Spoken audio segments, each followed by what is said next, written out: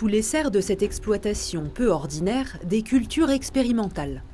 Dans celle-ci, des tomates cœur de bœuf et côtelées. Sur la moitié de ces plants, Jean-Pierre Forel teste une nouvelle méthode de culture.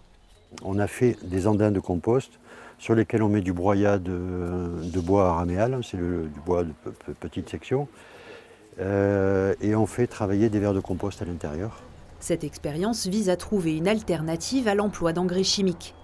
Autre objet d'étude, le développement des fruits d'une variété à l'autre. Tu arrives à les ramasser facilement, tu n'es pas obligé de trop chercher, c'est facilement accessible. Une dizaine de variétés de framboises poussent sous cette serre.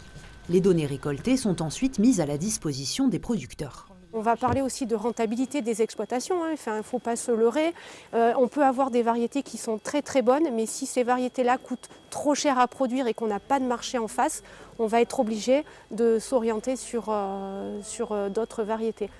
L'objectif, trouver les produits qui correspondent au marché, plaisent aux consommateurs et dont la récolte est aisée pour les producteurs. Sur son exploitation de Juillac, David Géry a planté cette année une nouvelle variété de framboise, la Majestic, sur les conseils de la DIDA. De la plantation à la récolte, il y a un suivi total, quoi. Rien que sur l'arrosage, moi je mettais qu'un goutteur, qu'un goutte à goutte. Et en discutant, on est venu à la conclusion qu'il fallait en mettre 2.